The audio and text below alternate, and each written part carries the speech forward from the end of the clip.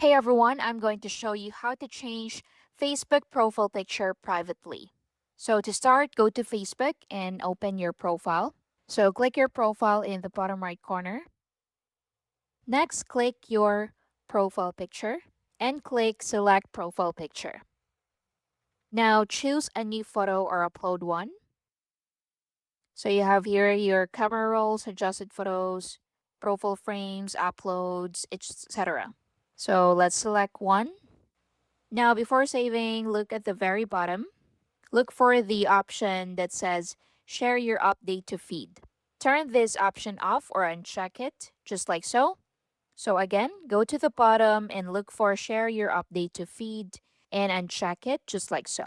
Then click Save at the top right corner. And your profile picture will change, but Facebook won't create a regular feed post announcing the change. So, wait for it to finish updating. Quick one.